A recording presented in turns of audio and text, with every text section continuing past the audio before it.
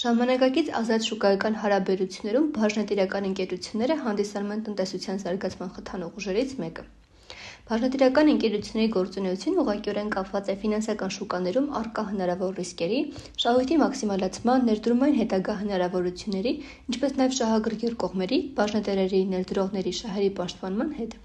Այդ իսկ պատճառով յուրաքանչյուր բաժնետիրական ընկերության աճի և կայունացման գործընթացում կարևոր տեղ են զբաղեցնում ֆինանսական ռիսկերի վերլուծությունը և կառավարումը։ Ռիսկերի կառավարման և տեղաբաշխման գործառույթը հնարավորություն է տալիս բաժնետերերին և շուկայի այլ մասնակիցներին ընտրելու ռիսկի, իրենց նպատակներին և ռազմավարությանը ամենահամապատասխան մակարդակը։ Ֆինանսական ռիսկերը ցանկացած կազմակերպության անբաժանելի մասն են կազմում։ Ֆինանսական ռիսկերը կարող են առաջանալ տարբեր արտաքին գործոնների ազդեցությամբ, ինչպիսիք են մակրոտնտեսական անկայուն վիճակը, շուկայում տեղի ունեցող փոփոխությունները, արժութային տատանումները, տոկոսադրույքի փոփոխությունները։ Բացի այդ, առկա են նաև ֆինանսական ռիսկերի առաջացման ներքին գործոններ, որոնց շարքին կարող ենք դասել կազմակերպության ֆինանսական կառավարման անարդյունավետությունը, ոչ կայուն եկամուտների հոսքը, բյուջետավորման անճշտությունները, ներդրումային սխալ որոշումները։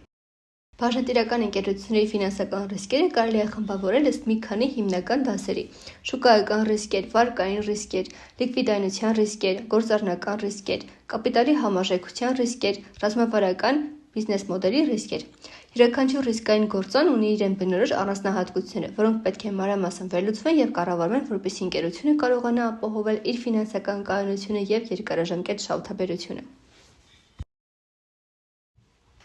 Շուկայական ռիսկերը կապված են ֆինանսական շուկայի անկայունության, արժեթղթերի գների տատանումների և տնտեսական ցնցումների հետ։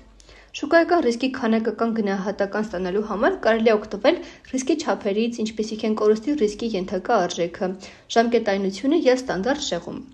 Վարկային ռիսկերը վարկառուների կամ գործընկեր կազմակերպությունների անվճարունակության վտանգով պայմանավորված ռիսկերն են։ Lehman Brothers-ի անկումը հիմնականում պայմանավորված էր վարկային ռիսկերի անարդյունավետ կառավարմամբ, քանի որ նրանք ներդրումներ էին կատարել բարձր ռիսկային հիպոթեկային վարկերում, որոնք ի վերջո մեծ կորստի հանգեցրին։ Լիկվիդայնության ռիսկերը առաջանում են, երբ ընկերությունը չունի բավարար միջոցներ կարճաժամկետ պարտավորություններ կատարելու համար։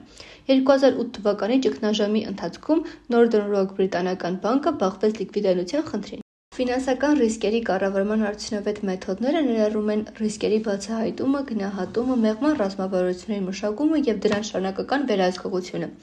որոնց իրականացման համար կազմակերպությունը կարող է օգտագործել տարաբնույթ ֆինանսական գործիքներ, ինչպիսիք են ֆինանսական ածանցյալները, օրինակ ֆյուչերսներ, ֆորվարդներ և օպցիոններ, վարկային վերահսկողության միջոցառումներ, ինչպիսիք են դիվերսիֆիկացիա և ապահովագրական մեխանիզմներ։ Սակայն ռիսկի կառավարումը չի կարող նպատակ ծառայել միայն քանակական գնահատականների ստացմանը։ Քանակական գնահատականները հնարավորություն են տալիս գնահատելու ռիսկը որոշակի պայմանների առկայության դեպքում և հաճախ հաշվի չեն առնում արտաքին միջավայրի հնարավոր փոփոխությունները։ Հետևաբար, ռիսկի գնահատման քանակական տվյալները և արտաքին միջավայրի հնարավոր փոփոխությունները պետք է միասին ներառված լինեն ֆինանսական ռիսկի կառավարման քաղաքականության մեջ։